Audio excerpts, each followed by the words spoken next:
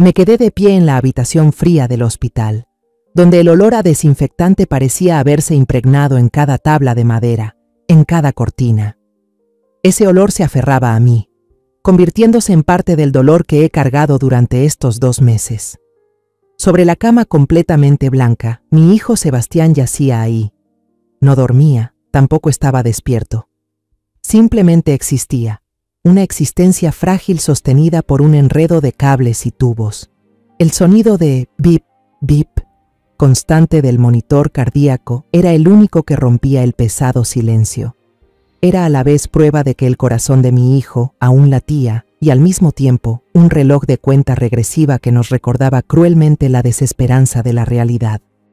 El doctor Esteban Rosales, un hombre de mediana edad con profundas ojeras bajo sus ojos cansados, cerró el expediente médico.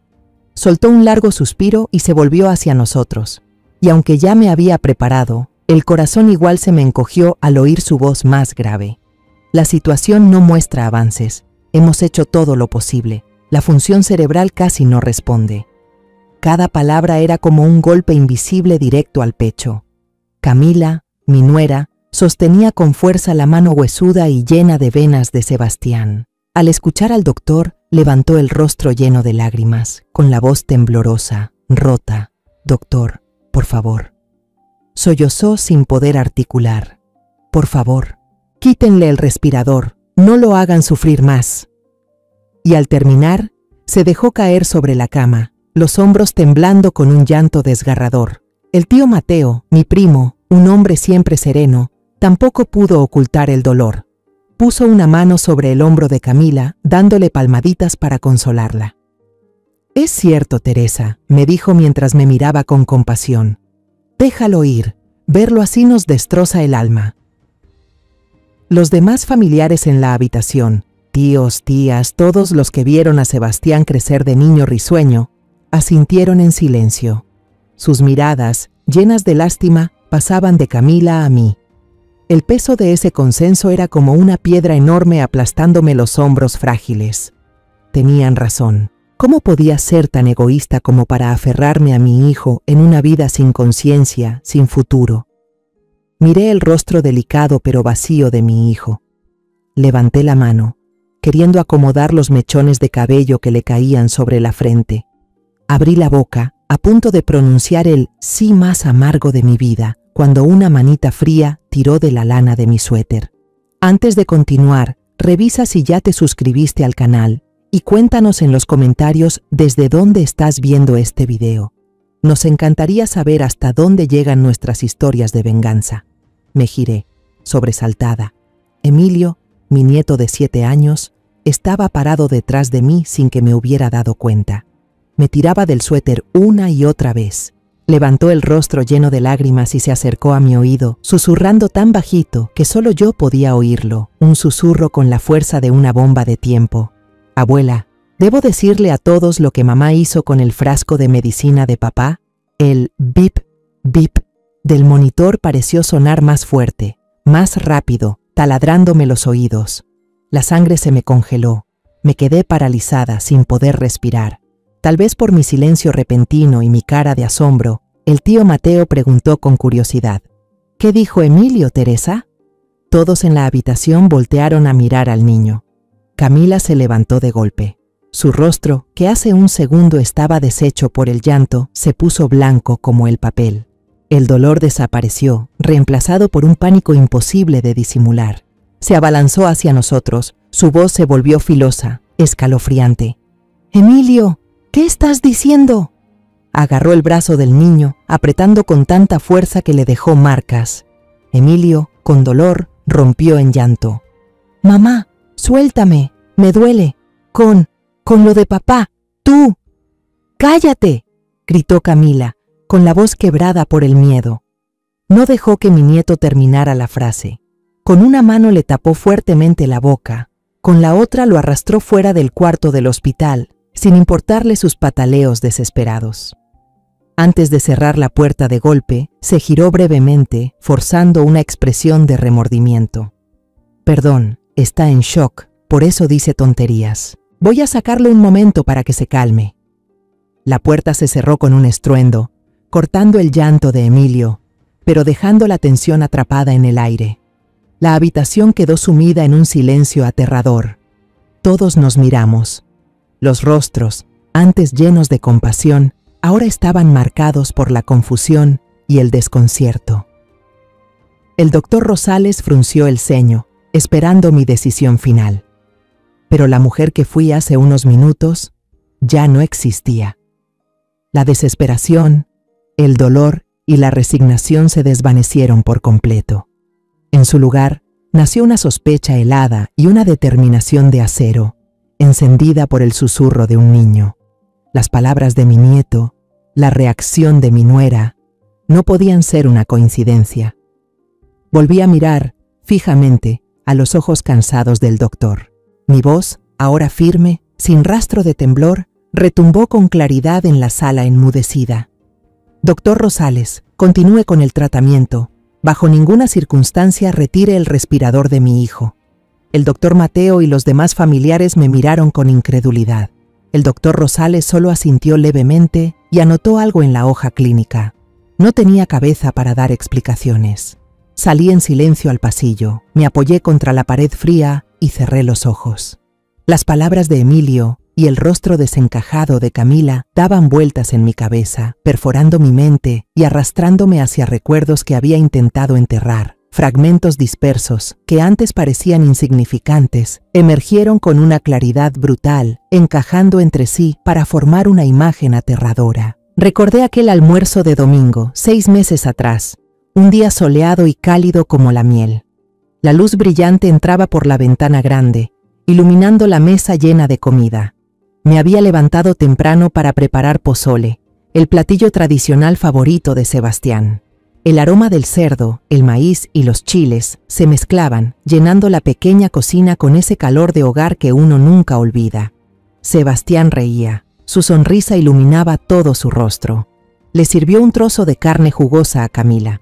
Ella lo recibió con ojos brillantes de felicidad, y luego me sirvió un pedazo de aguacate cremoso, diciendo con dulzura: «Mamita, coma mucho para que se reponga.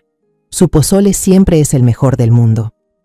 Emilio estaba en su silla alta, coloreando un dibujo de la familia. Se lo enseñaba a su papá, emocionado. «Mira, papá, tú eres el más alto, esta es mamá hermosa y esta es la abuela Teresa buena». Sebastián le acarició con ternura la cabeza y le limpió la salsa de la boca con una sonrisa. En ese instante, pensé que Dios ya me había recompensado por todo. Perdí a mi esposo muy joven, pero tenía un hijo amoroso, una nuera que parecía perfecta y un nieto dulce y obediente. Creí ser la mujer más feliz del mundo. No sabía que, bajo esa superficie tranquila, las primeras grietas ya comenzaban a formarse. La primera grieta apareció una noche tarde. Me desperté con la garganta seca. Fui a la cocina por agua y vi una tenue luz saliendo del balcón.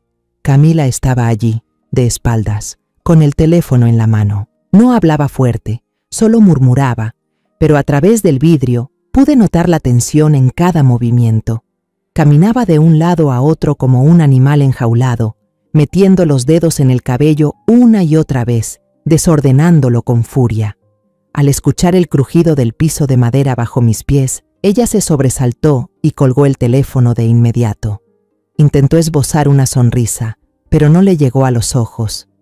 «Mamá, ¿no está dormida?» «Ah, solo era un cliente extranjero. No pueden llamar en horario de oficina por la diferencia de uso horario». Semanas después, esa grieta se volvió aún más grande. Mientras limpiaba el estudio compartido de la pareja, vacié el basurero que estaba debajo del escritorio. Cayeron unos pedazos de papel. Estaban cuidadosamente rasgados, como si quien los rompió quisiera borrar toda evidencia. Por curiosidad, los recogí y traté de unirlos en la palma de la mano. Eran trozos de un comprobante de transferencia bancaria. Solo logré ver el nombre de la inmobiliaria donde trabaja Camila, una serie de números de una cuenta desconocida y una cifra de cientos de miles de pesos. Cuando pregunté por casualidad, solo por curiosidad, si últimamente tenía mucho trabajo, Camila, que estaba sonriendo, se quedó paralizada. Alcanzó a ver los pedazos de papel en mi mano. «Ay, mamá, me asustó», dijo riendo nerviosamente. y me arrebató los papeles de un tirón. Solo son documentos con errores de contabilidad, mamá. Me equivoqué al imprimir y los rompí. Déjeme que yo limpio. Luego los recogió todos rápidamente, no solo los que tenía yo, sino también los del basurero, y los tiró al bote grande afuera. Se movió tan rápido, tan decidida, que no tuve tiempo de reaccionar. El colmo fue una noche que vi a Sebastián cansado y estresado después del trabajo, así que le preparé una infusión de manzanilla para que se relajara. Yo tengo la costumbre de no tocar la puerta del cuarto de mi hijo, y fue la primera vez que me arrepentí de esa costumbre. Vi a Sebastián sentado frente a su laptop. No estaba trabajando. En la pantalla no había planos técnicos como los que suele hacer, sino una matriz de números, códigos de transacciones y nombres de empresas que nunca había escuchado. Al ver mi reflejo en la pantalla, Sebastián se sobresaltó como si lo hubieran electrocutado. Por reflejo, cerró la computadora de golpe. El sonido seco del clac retumbó en la habitación silenciosa, sonando extrañamente fuerte. Alzó la mirada, con el rostro un poco pálido, y balbuceó: «¿Mamá, me trajo té?». Coloqué la taza en la mesa, tratando de mantener la voz serena. «¿Qué estás haciendo que te tiene tan tenso? ¿Pasó algo en la fábrica?». Evitó mi mirada, clavando los ojos en sus manos entrelazadas. «Ah, no, nada, mamá. Solo estaba ayudando a mi esposa a revisar unos papeles». Esa mentira torpe fue como una pequeña cuchillada en el pecho. Desde ese día, el hogar del que tanto me enorgullecía empezó a volverse frío. Las cenas dejaron de tener risas. Sebastián estaba callado, pensativo, a veces suspirando. Camila, por su parte, se volvió irritable, regañando a Emilio por tonterías como derramar agua o hacer ruido al correr. Una noche, mientras leía en mi cuarto, escuché una discusión proveniente del de ellos. No alzaban mucho la voz, pero en el silencio de la madrugada se escuchaba igual. No capté todo, pero distinguí la voz de Sebastián, más dura de lo normal. «No puedes seguir con esto, Camila. Es ilegal. Tienes que detenerte antes de que sea demasiado tarde». Y luego la voz de Camila, entre sollozos de víctima y un tono desafiante: «Pero lo necesitamos. No lo entiendes. Todo lo hago por esta familia, por el futuro de Emilio». Luego vino un silencio largo, uno de esos que pesan más que cualquier grito. Me quedé en mi cuarto, con el corazón latiendo con fuerza, el alma cargada. Siempre me había dicho a mí misma que no debía meterme en los asuntos de mis hijos, pero ahora, parada en el pasillo helado del hospital, sabía que me había equivocado. Me había equivocado terriblemente al pensar que esas grietas se curarían solas. Aquel día fatídico, fui al mercado más temprano de lo normal, porque era el único día de la semana en que los campesinos de Irapuato traían las fresas más frescas y deliciosas. Elegí una canasta de fresas jugosas y rojas, pensando en lo feliz que se pondría Emilio al probar la mermelada de fresa hecha por su abuela. De regreso a casa, pasé por la florería y compré un ramo de crisantemos blancos, con la intención de colocarlos en un florero bonito sobre la mesa del comedor, para darle un toque alegre a la casa. Me imaginaba la felicidad de toda la familia, una felicidad sencilla pero invaluable. Al doblar por la calle arbolada de siempre que lleva a mi casa, una primera sensación de inquietud me golpeó como un viento helado. El gran portón de hierro, que Sebastián siempre dejaba bien cerrado por las mañanas, estaba entreabierto, crujiendo suavemente con el viento como si fuera una advertencia silenciosa. Sentí un pequeño vacío en el pecho. Entré al patio. Los juguetes de Emilio, un camión rojo y algunos soldaditos de plástico, estaban regados por el camino de piedra. Era algo extraño, porque Sebastián siempre le enseñaba a recoger todo después de jugar. Mi hijo era obsesivamente ordenado. La puerta principal también estaba apenas entornada. La empujé suavemente y chirrió con un sonido triste y prolongado. Dentro reinaba un silencio absoluto, un silencio que absorbía todos los sonidos. No se oía la televisión con caricaturas para Emilio, ni la radio alegre que siempre salía del estudio de Sebastián. Ese silencio era espeso, como si el aire dentro de la casa se hubiera congelado. «¿Sebastián? ¿Camila? ¿Emilio?». Llamé, pero solo el eco de mi propia voz respondió, rebotando en las paredes mudas. El ramo de crisantemos se me cayó de las manos entumecidas. Las flores blancas quedaron esparcidas en el suelo frío de cerámica, como una promesa de felicidad que se acababa de romper. No tenía cabeza para recogerlas. Crucé corriendo la sala, entré a la cocina, todo seguía igual. El desayuno aún estaba servido a medias sobre la mesa. El corazón me golpeaba con fuerza en el pecho, cada latido como un puñetazo mientras subía las escaleras. Cada escalón de madera crujía bajo mis pies como si se quejara. Me dirigí al cuarto de mi hijo y su esposa. La puerta estaba abierta de par en par. Lo primero que vi fue el sillón de lectura de cuero volcado, como si hubiera sido testigo de una lucha. Luego, debajo de la cama, vi los pies de mi hijo. Un grito se me atoró en la garganta. Corrí hacia la habitación. Sebastián estaba boca abajo en el suelo, un brazo encogido y estirado hacia adelante, con los dedos como intentando alcanzar algo invisible. Su piel ya estaba grisácea, sus labios un poco morados, y lo más aterrador, su pecho no se movía. ¡Sebastián! ¡Hijo! ¡Despierta! Caí de rodillas temblando y lo volteé. Un grito primitivo, lleno de dolor, me desgarró la garganta, un sonido que no sabía que era capaz de emitir. Le di palmadas en las mejillas, pero solo me respondió el silencio de la muerte y el frío que comenzaba a extenderse por su cuerpo. Mis ojos, desbordados de pánico, buscaron por toda la habitación una respuesta, una esperanza. Y entonces lo vi. El inhalador azul para el asma, ese que siempre llevaba consigo y que tantas veces le había salvado la vida, estaba tirado muy al fondo, debajo de la cama, fuera del alcance de esa mano extendida. Ahí estaba, burlándose de él, burlándose de mí, a solo unos centímetros, pero tan lejos como otro mundo.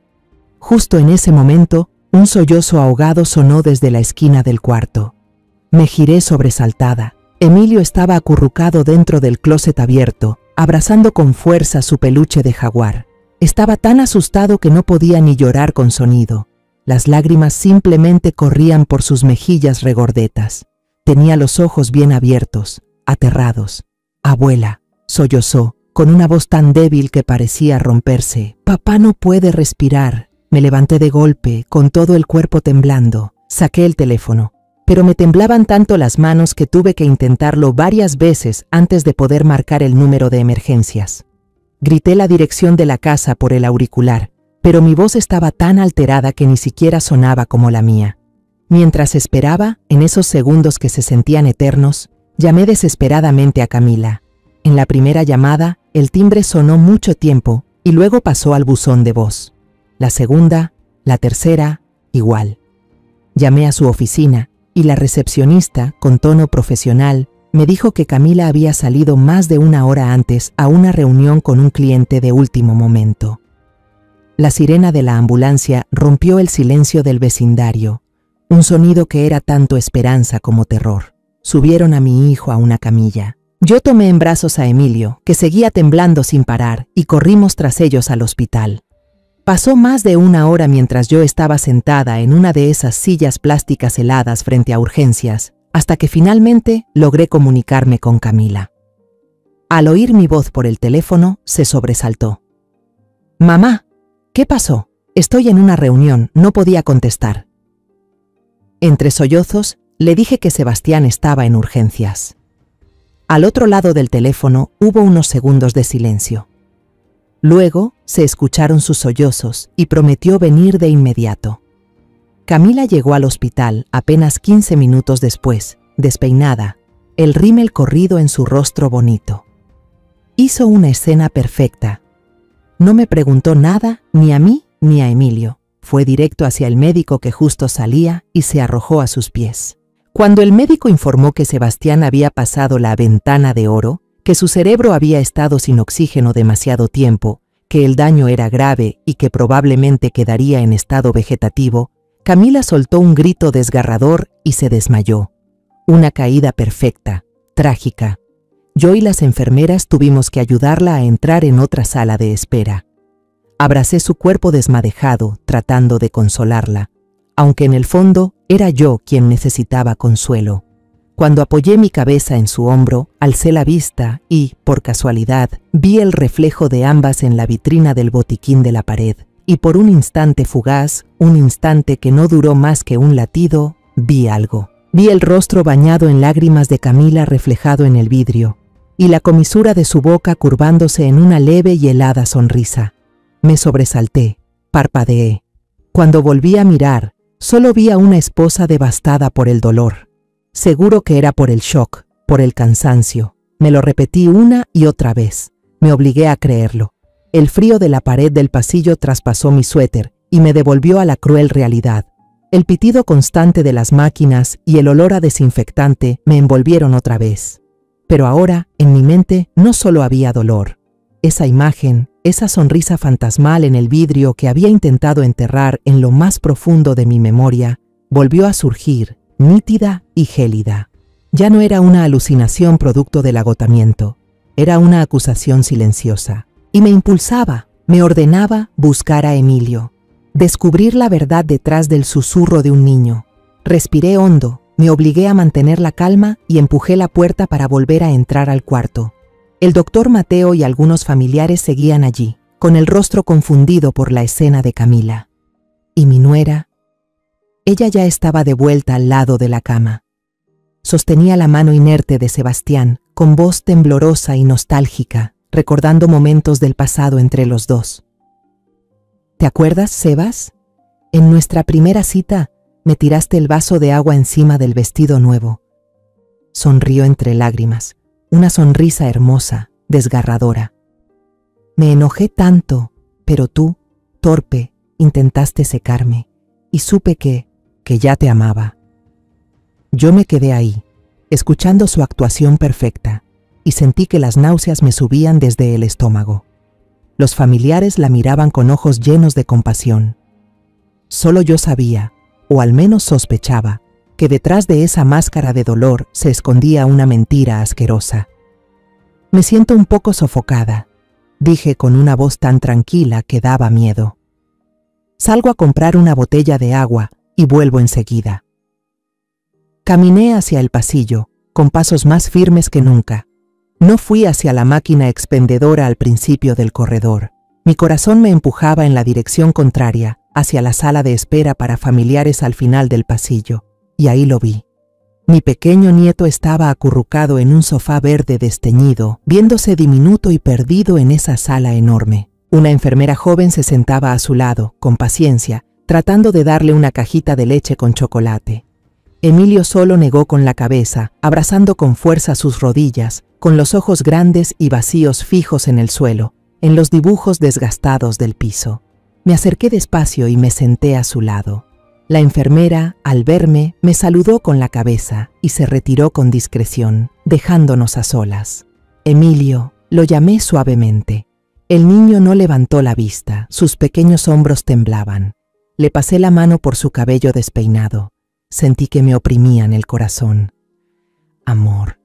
Mi voz se volvió más suave, tratando de calmar el miedo que sentía. Hace rato, en la habitación, ¿qué querías decirle a la abuela sobre el frasco de medicina de papá? Esos hombros empezaron a temblar aún más. Levantó la carita, con los ojos hinchados y rojos mirándome. Sus labios se movían, pero no salía ningún sonido. Solo las lágrimas empezaban a rodar por sus mejillas. No pregunté más. Lo abracé fuerte, apretando su cuerpecito tembloroso contra el mío. Ya pasó, mi amor. Estoy aquí contigo.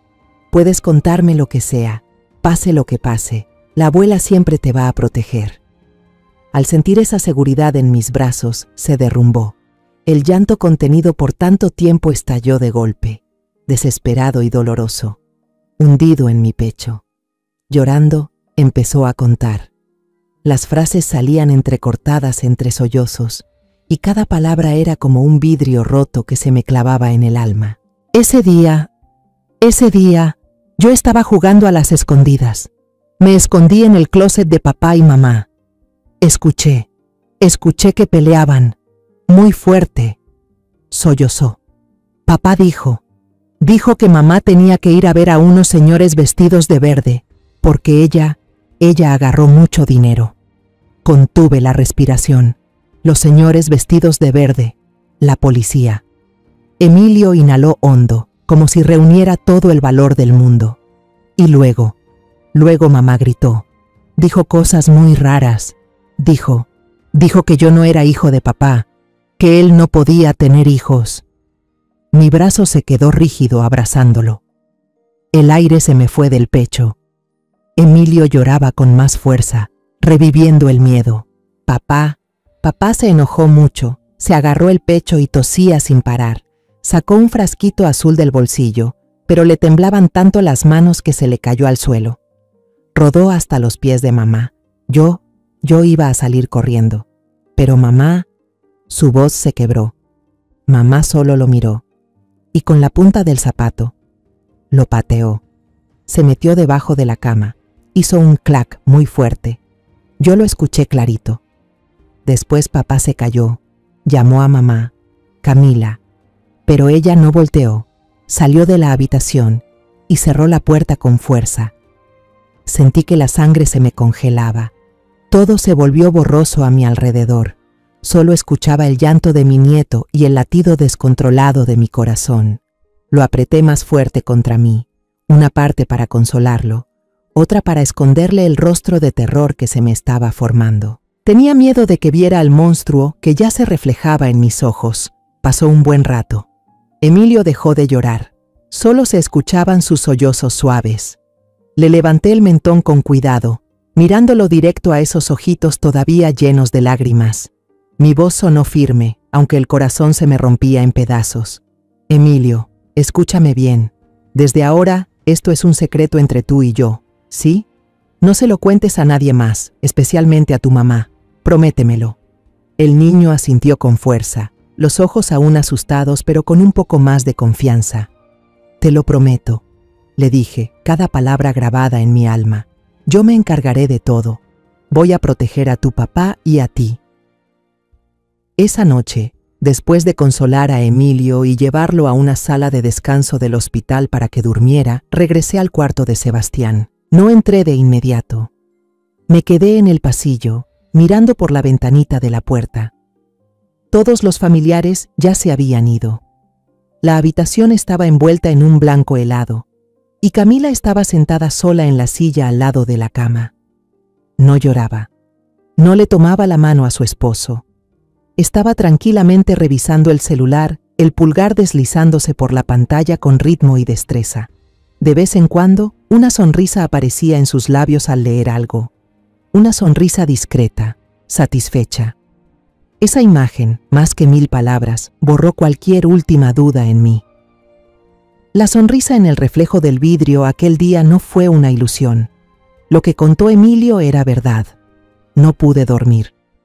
Esa noche me senté en una silla plegable junto a la cama de Emilio, escuchando su respiración suave e inocente mientras dormía. En el pasillo, la luz amarilla se colaba por la ventanita y formaba líneas largas en el suelo, como barrotes de una prisión invisible que mantenía cautiva mi alma. El sueño me abandonó, dejándome sola con los demonios que gritaban en mi mente. La imagen de Camila, tranquila, revisando el celular al lado de la cama de mi hijo, se repetía una y otra vez, afilada y obsesiva como una navaja.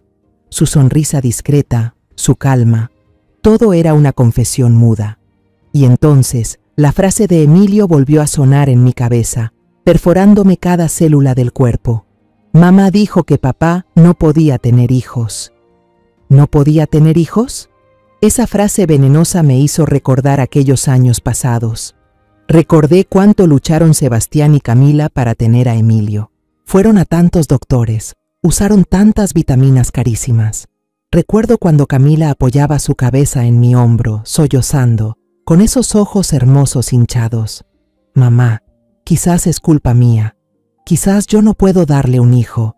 Yo la abrazaba, la consolaba. Le decía que Dios no abandona a quien tiene fe.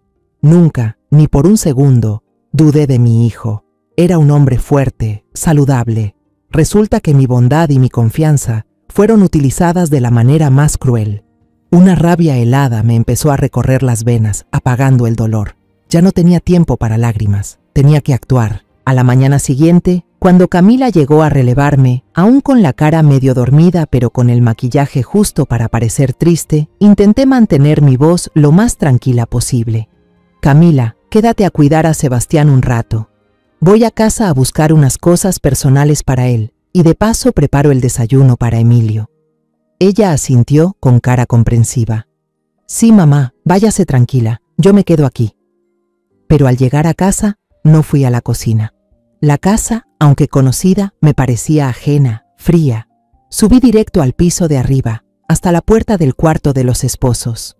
La cinta amarilla de la policía ya había sido retirada después de la investigación inicial, pero para mí, esa habitación seguía siendo la escena de un crimen. Tenía una llave propia. Me temblaba un poco la mano al meterla en la cerradura.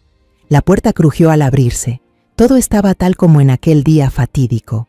La silla volcada, la alfombra corrida. El aire era espeso, estancado. Me acerqué a la cama, el lugar donde mi hijo había quedado inmóvil por 2 meses en el hospital, pero donde su alma aún parecía atrapada. Me agaché y miré con atención su almohada. Unos cuantos cabellos cortos y negros aún seguían ahí. El corazón se me hizo trizas. Con los dedos temblorosos, recogí con cuidado cada cabello y los envolví en un pañuelo limpio que ya había preparado. Esta es una parte de mi hijo, una prueba de su existencia y tal vez la clave para desenmascarar el crimen. Después fui al cuarto de Emilio. Todavía olía a leche y a crayones infantiles. En su cepillo azul con forma de dinosaurio, también recogí unos cuantos cabellos finitos y suaves. Los envolví en otro pañuelo de papel y con un bolígrafo escribí cuidadosamente el nombre de cada niño. Volví a mi cuarto y cerré con llave. Saqué la vieja libreta de contactos, con las esquinas ya gastadas. Busqué el nombre de Beatriz Vargas. Beatriz era mi mejor amiga desde la universidad, una mujer inteligente, reservada y confiable. Ahora Bea era jefa del laboratorio en un hospital grande y prestigioso de Guanajuato, a más de 1 hora en auto. Marqué su número con el corazón golpeando como tambor. Cuando Beatriz contestó, contuve todas mis emociones y mantuve mi voz tan tranquila que sonaba fría. Bea, soy yo, Teresa. Tengo algo, muy urgente y totalmente confidencial. Necesito tu ayuda. No le conté todo por teléfono, no podía. Solo le dije que necesitaba confirmar un vínculo de sangre y que el resultado debía entregarse directamente en mis manos, sin pasar por nadie más. Beatriz, tal como imaginé, no hizo muchas preguntas. Solo dijo: Está bien, Teresa. En 1 hora, encuéntrame en la cafetería pequeña de la autopista, entre las 2 ciudades. Mientras manejaba hacia el punto de encuentro, otro plan se encendió en mi cabeza. Necesitaba más de una prueba. Llamé al doctor Rosales. Doctor, soy Teresa, la madre de Sebastián Álvarez. Tengo una petición algo extraña. Por favor, realícele un estudio completo de salud reproductiva a Sebastián. Necesito conocer todos los indicadores, todos los resultados. Yo me encargo de los gastos. Del otro lado hubo un silencio. El doctor Rosales pareció sorprendido, pero finalmente aceptó. Está bien, señora Teresa. Tomaremos una muestra de sangre y lo haremos de inmediato. Me encontré con Beatriz en un rincón apartado de la cafetería. Le entregué los 2 paquetes con pañuelos de papel. Al ver lo tensa que estaba, me tomó la mano con fuerza y me miró con compasión. Tranquila, Teresa. Tendrás los resultados lo antes posible. Los 2 días siguientes fueron como 2 siglos. Seguía yendo al hospital, actuando como si todo estuviera normal. Seguía siendo la madre, la abuela triste. Una tarde, mientras pelaba una manzana para Emilio en la ruidosa cafetería del hospital, mi teléfono vibró. Era el número del doctor Rosales. Salí al pasillo más cercano para contestar, con el corazón a punto de salirse del pecho. Su voz sonaba dudosa, contenida. Señora Teresa, ya tenemos los resultados del examen de Sebastián. Hizo una pausa, como si buscara las palabras menos dolorosas. El análisis del esperma y otros estudios avanzados revelan que su hijo tiene un problema. Concretamente, padece de azoospermia, no tiene espermatozoides. Es una condición congénita, señora. Para decirlo sin rodeos, Su hijo es estéril. La manzana que tenía en la mano cayó al suelo y rodó. El celular se resbaló de mis dedos entumecidos y golpeó contra la pared con un clac seco. Me quedé paralizada en medio del pasillo, con los oídos zumbando, sin poder escuchar nada más. El mundo se me vino abajo, estéril, congénito. Mi hijo no podía tener hijos. Emilio no era su hijo. La primera traición, la más cruel, acababa de ser confirmada por la ciencia. Los 3 días siguientes fueron los más largos de mi vida. Seguía yendo al hospital todos los días, seguía limpiando a Sebastián, leyéndole cuentos a Emilio, cocinando los platillos que a ambos les gustaban. Pero eso solo era la cáscara de Teresa. Por dentro, mi mente era una cuerda estirada al máximo, lista para romperse con el más mínimo roce. Estaba esperando la llamada de Beatriz, esperando la última pieza para completar el rompecabezas espantoso de esta traición. Cada vez que veía a Camila, tenía que hacer un esfuerzo sobrehumano para que mi rostro no se torciera de rabia. La muy desgraciada seguía interpretando a la esposa desconsolada con una perfección que daba asco.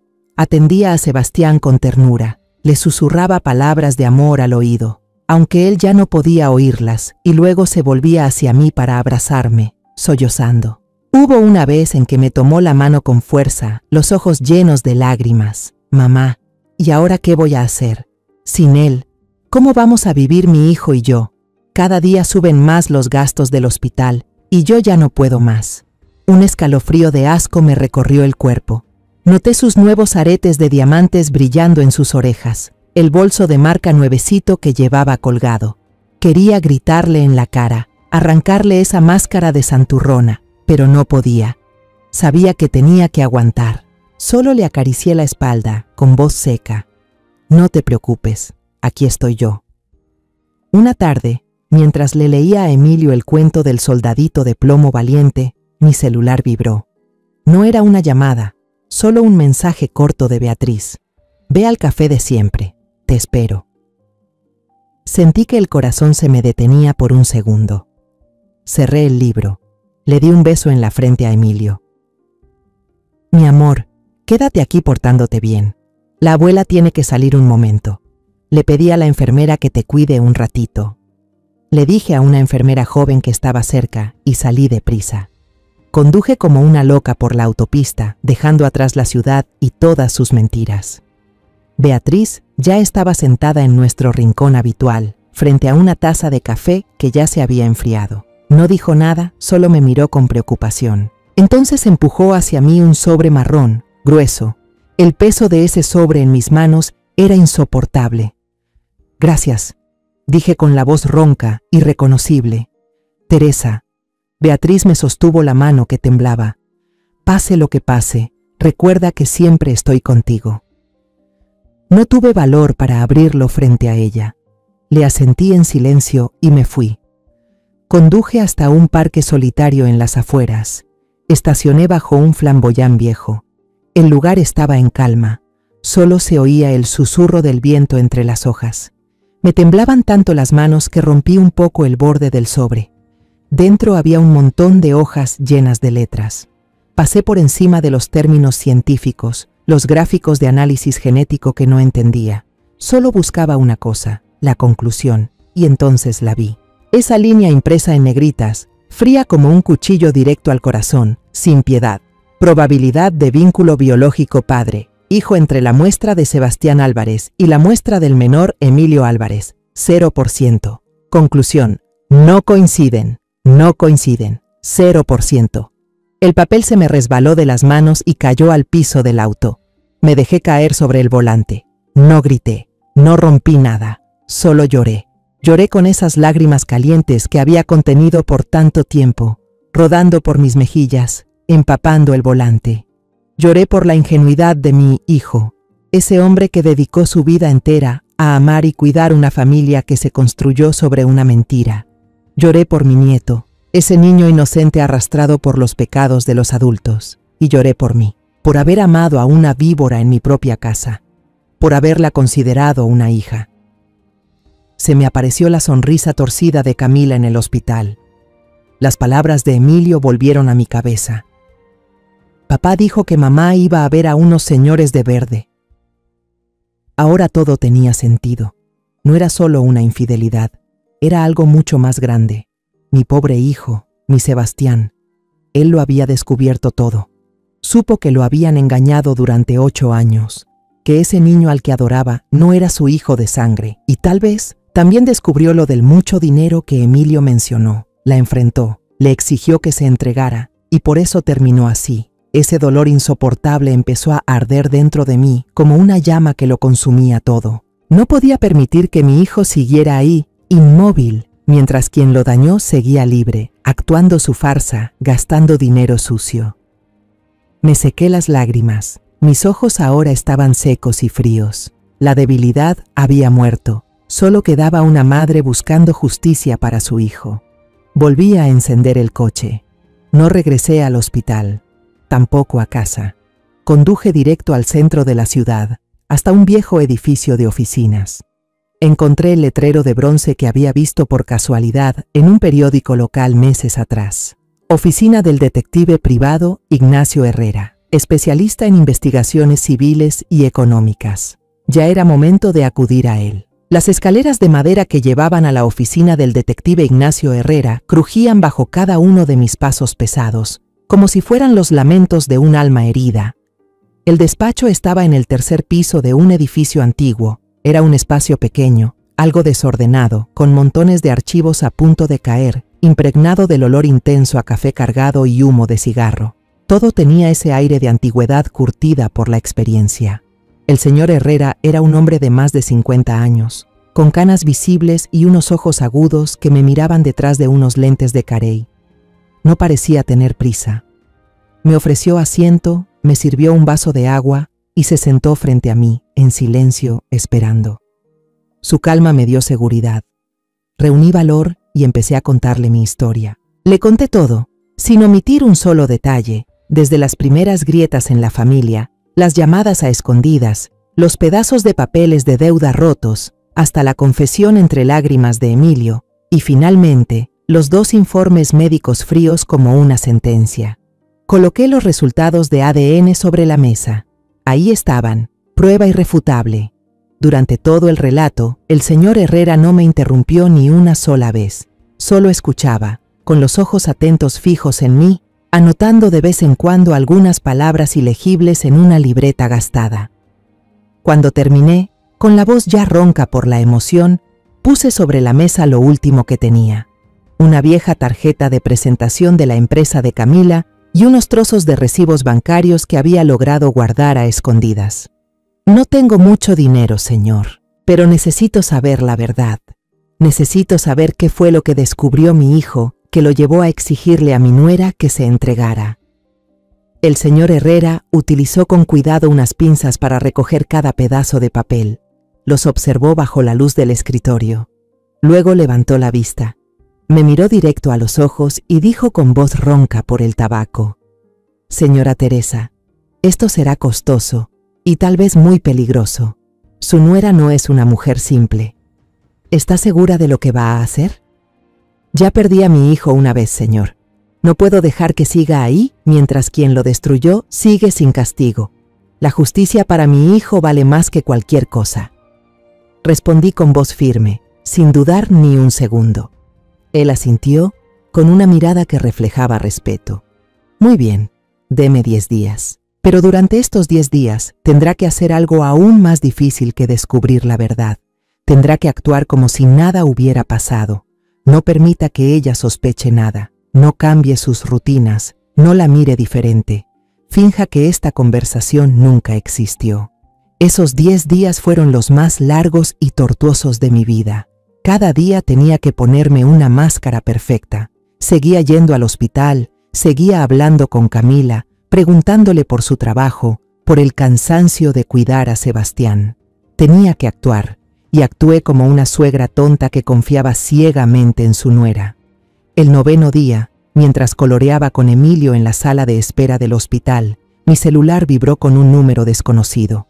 El corazón me dio un vuelco. Le hice señas a Emilio para que guardara silencio y salí rápidamente al pasillo para contestar la llamada. Señora Teresa. La voz del señor Herrera sonó al otro lado de la línea, corta y contundente.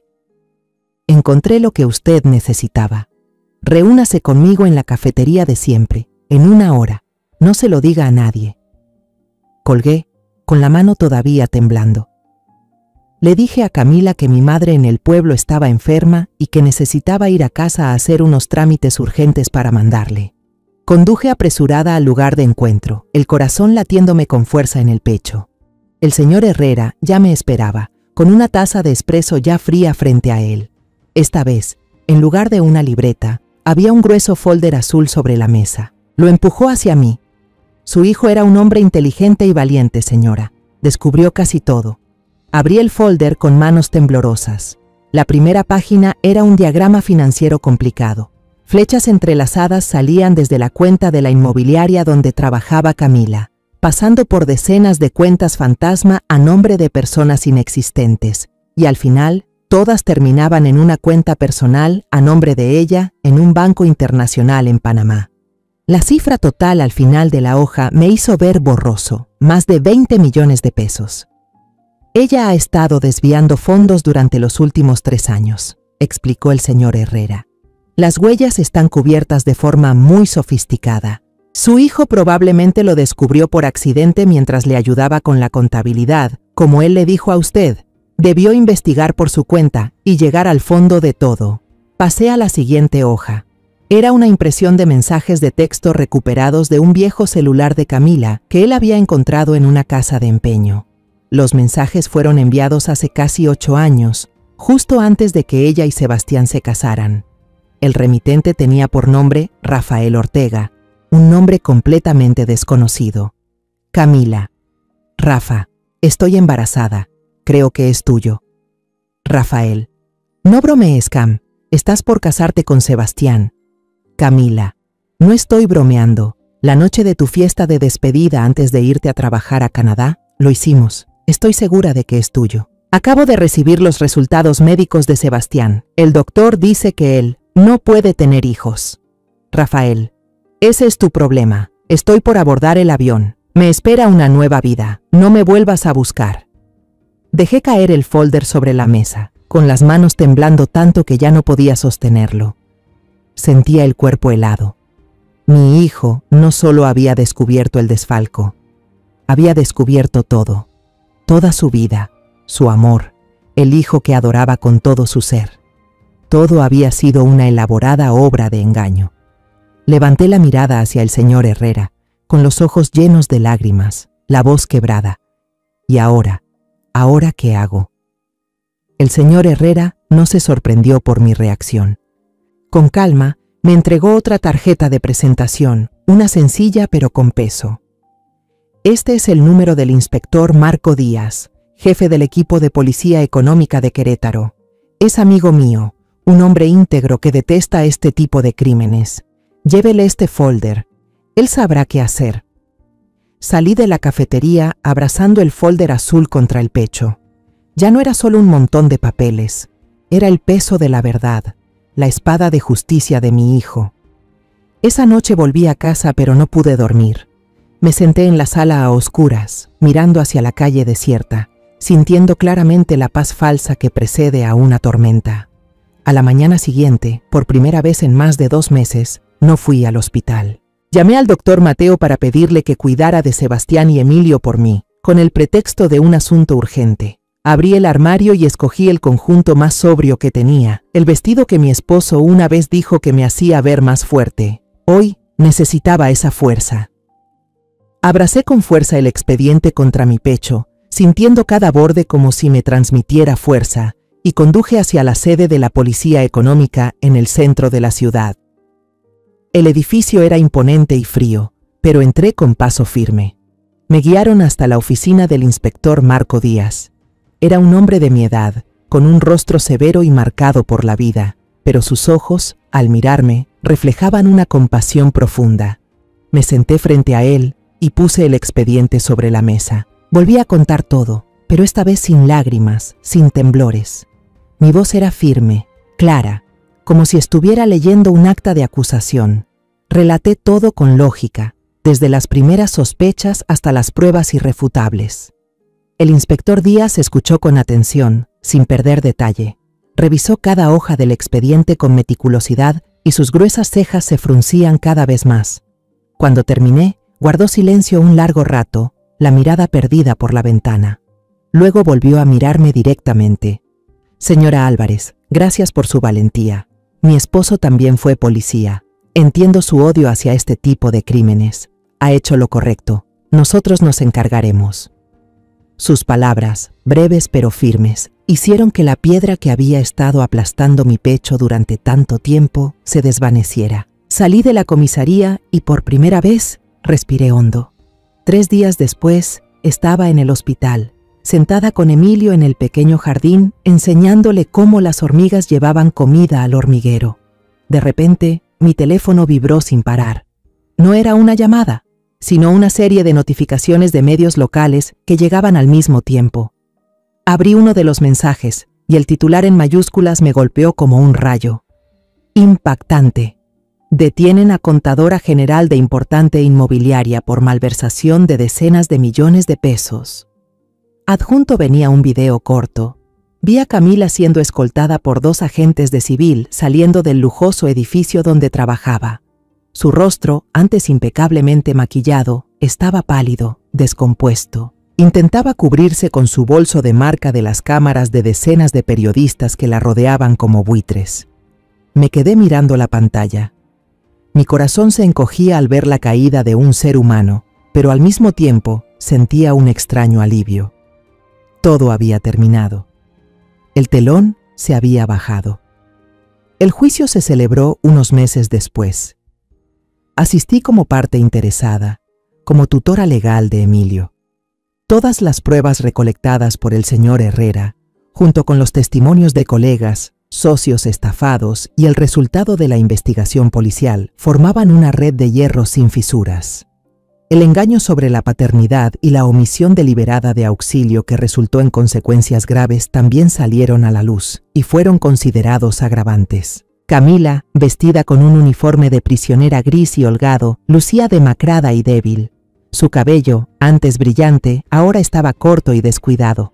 Ya no tenía ese aire de confianza y orgullo de una empresaria exitosa. No levantó la vista en ningún momento del juicio. Con los cargos de malversación de fondos, lavado de dinero, fraude y lesiones intencionales, recibió la pena máxima, cadena perpetua sin posibilidad de indulto. Cuando el juez, anciano y solemne, terminó de leer la sentencia, el sonido seco del mazo marcó el final. Camila se desplomó en el suelo, inmóvil. Al ser escoltada fuera de la sala y pasar junto a la última fila de asientos, de pronto vio a Emilio y a mí parados allí. Emilio, tal vez sintiendo el dolor desesperado de su madre, se soltó de mi mano y corrió hacia ella, gritando entre sollozos: «¡Mamá! ¿A dónde vas? ¡No me dejes! ¡Mamá!». Su grito desgarrador hizo que toda la sala se quedara en absoluto silencio. Camila, como si despertara de golpe, le suplicó a la policía que le dieran un minuto. Aceptaron. Ella se arrodilló, abrazó con fuerza a Emilio, enterró el rostro en su cabello y lloró desconsoladamente. Cuando me acerqué para llevarme a Emilio, ella levantó la vista y me miró. En esos ojos que antes brillaban con cálculo y soberbia, solo quedaba vacío y desesperación. «Mamá, lo siento». Su voz era ronca, rota. «Asumo toda la culpa. No le pido que me perdone, solo le suplico que cuide a Emilio, que no le falte amor». No pude decir ni una palabra. Podía odiarla, pero no podía negar que seguía siendo la madre de Emilio. Solo asentí en silencio. Tomé la mano de Emilio y me di la vuelta. El niño volteaba llorando a gritos. «¡Mamá! ¡Mamá!». Escuché también los sollozos de Camila, un llanto ahogado por el arrepentimiento tardío. Su silueta desapareció tras la puerta cerrada del patrullero. Esa puerta se cerró como se cierra un capítulo oscuro en la vida de mi familia. Fue la última vez en mi vida que vi a mi nuera. La rueda de la justicia ya había girado y se había detenido, pero sus ecos seguían resonando. La vida de Emilio y mía comenzó a tomar otro rumbo, un rumbo tranquilo hasta el extremo. En casa ya no se escuchaban gritos, pero tampoco había risas completas. Emilio, con la inocencia de un niño, solía preguntar por su mamá. «Abuela, ¿mamá va a tardar mucho en regresar del trabajo? La extraño mucho». Cada vez que decía eso, sentía que algo me apretaba el corazón. Solo podía abrazarlo y decirle una mentira necesaria. Mamá tuvo que ir a trabajar muy lejos. Le tomará mucho tiempo volver, pero también te extraña mucho. Cada noche, antes de dormir, Emilio se sentaba a dibujar. Eran dibujos torpes, pero llenos de color. Casas, flores, y siempre una mujer bonita sonriendo. Me los daba con cuidado y me decía, «Guárdalo bien, abuela. Cuando mamá regrese, se lo voy a regalar todo junto». Yo guardaba esos dibujos, esos trozos de esperanza inocente, en una caja de madera vieja bajo la cama. Cada vez que guardaba uno nuevo, sentía como si alguien me desgarrara por dentro. El tiempo seguía su curso. 4 meses después del juicio, una mañana de martes con cielo despejado, yo estaba en la cocina preparando chilaquiles para Emilio cuando sonó el teléfono. Era el número del doctor Rosales. El corazón me dio un vuelco, como si el cuerpo ya estuviera condicionado a temer malas noticias. «Señora Teresa». La voz del doctor Rosales al otro lado no era la de siempre. Ya no era esa voz cansada y triste. Era urgente, desbordada de emoción. «Venga al hospital ya, rápido, su hijo. Abrió los ojos». La cuchara de madera se me cayó de la mano, golpeando el piso de loseta con un clac seco. Todo a mi alrededor se detuvo. Apagué la estufa deprisa, tomé de la mano a Emilio, que me miraba sin entender, y salí corriendo sin siquiera cerrar la puerta.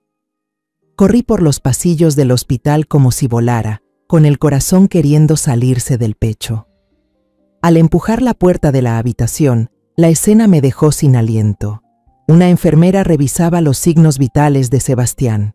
Mi hijo estaba acostado ahí, sin el respirador en la cara, y sus ojos estaban abiertos. Aunque nublados y perdidos, miraban fijamente al techo blanco. «¡Sebastián!», lo llamé. La voz se me quebró entre sollozos. Sus ojos se movieron poco a poco, con esfuerzo, en dirección a mi voz. Me miró. No dijo nada. Solo me miró.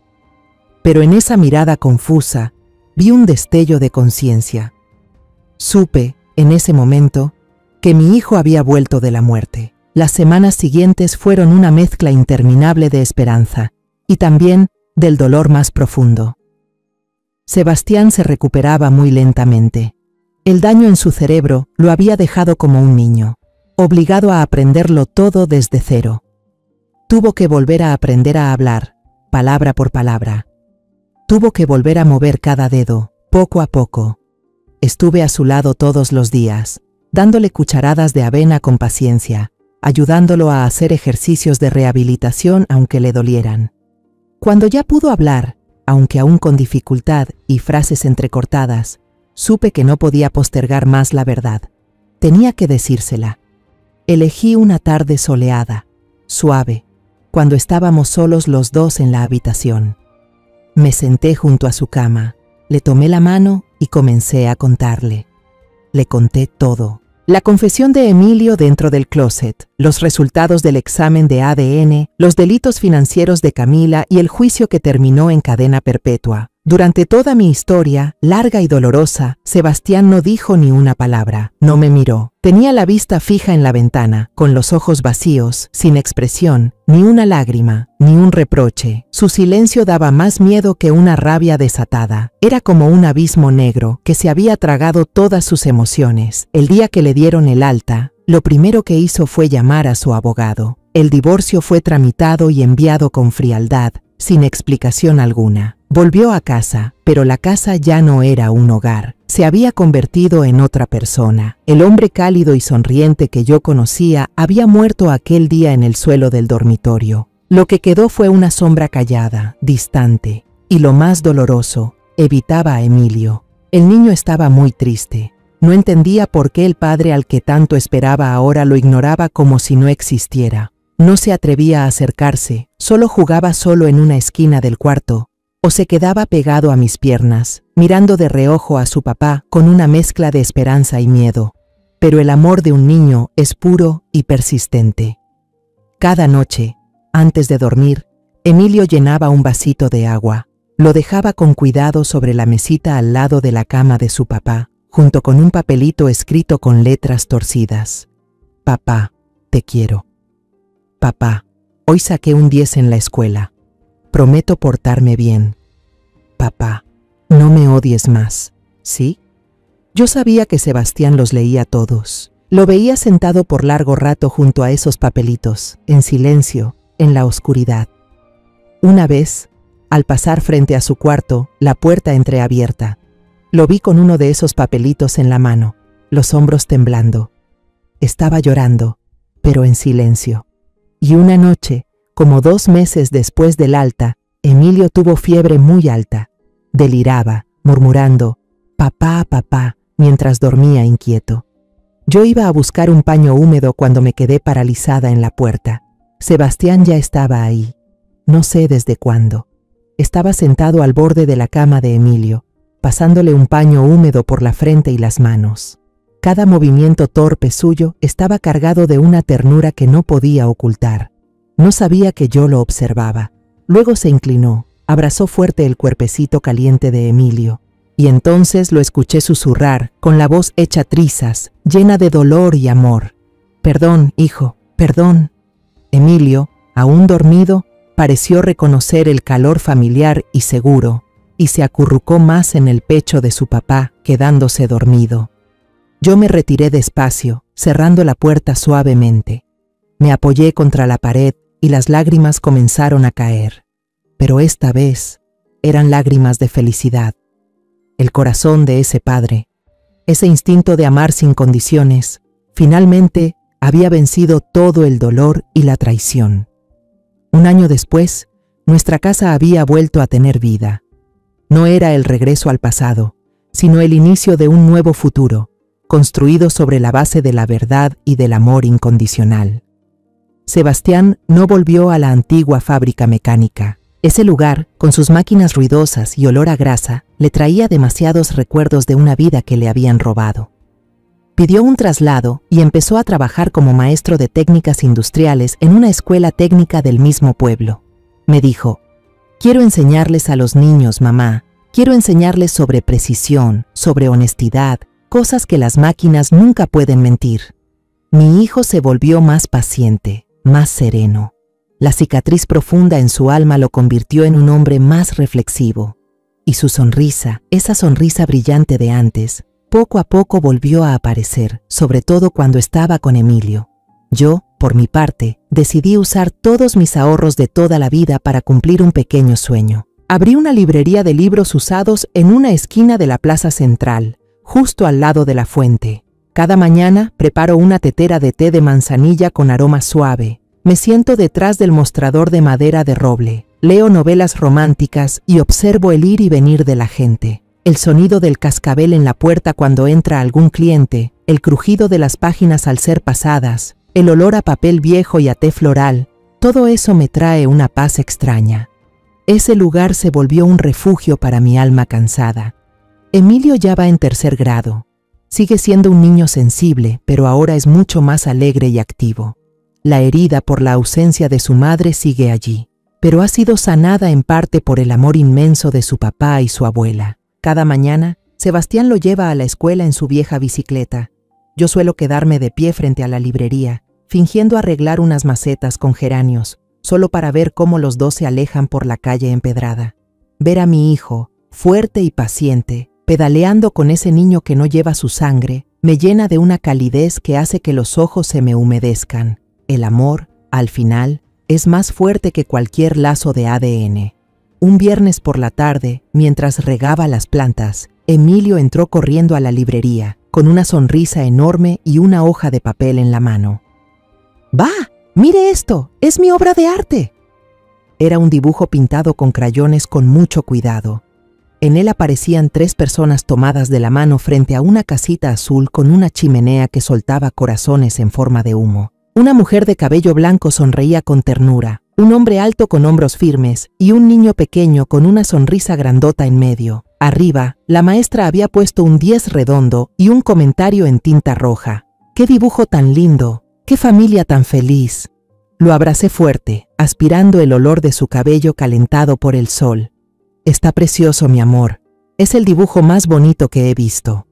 Esa noche, después de una cena familiar cálida, mientras Sebastián ayudaba a Emilio con la tarea de matemáticas, tomé el dibujo de mi nieto y lo enmarqué con un marco de roble que tenía guardado desde hace tiempo.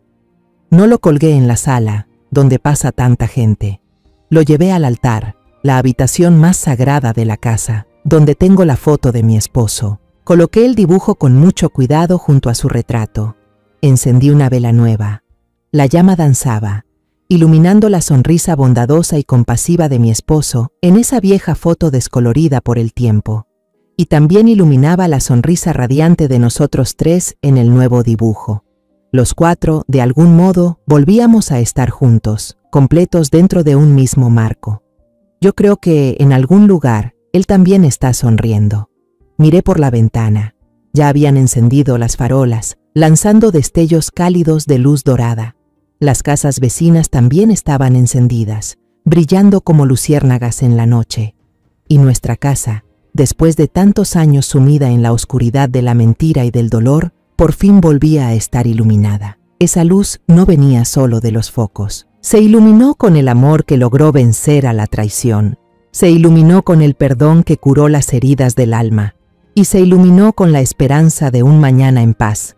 Un mañana en el que solo se escuche la risa de los niños y se sienta el calor de una familia de verdad. Después de todo, entendí que la justicia no llega sola. Hay que luchar por ella con valentía, con perseverancia y con dolor. Esta historia de venganza no fue solo una batalla contra la maldad, sino un camino que me vi obligada a recorrer para proteger a mi pobre hijo y a mi inocente nieto. Es un recordatorio de que, en la vida, hay errores que no se pueden perdonar, pero somos nosotros quienes debemos levantarnos, aunque nos tiemble el alma, para que nadie más tenga que sufrir otra pérdida. Y si hay algo que quisiera decirles a quienes estén atravesando un camino lleno de oscuridad, es esto. Escuchen su intuición, no ignoren las pequeñas señales, porque a veces la verdad, y también la justicia, comienza con un susurro aparentemente insignificante de un niño. La historia que acaban de escuchar ha sido modificada en nombres y lugares para proteger la identidad de los involucrados. No la contamos para juzgar, sino con la esperanza de que alguien la escuche y se detenga a reflexionar. ¿Cuántas madres están sufriendo en silencio dentro de su propio hogar? En serio me lo pregunto. Si tú estuvieras en mi lugar, ¿qué harías? ¿Elegirías callar para evitar conflictos o te atreverías a enfrentarlo todo para recuperar tu propia voz? Me encantaría conocer tu opinión sobre esta historia de historias que duelen, o cualquier sugerencia que tengas para ayudarnos a mejorar nuestro contenido. Dios siempre bendice, y yo estoy segura de que la valentía nos llevará a días mejores. Por ahora, en la pantalla final, te dejaré 2 de las historias más queridas del canal. Estoy segura de que te sorprenderán. Gracias por haberte quedado conmigo hasta este momento.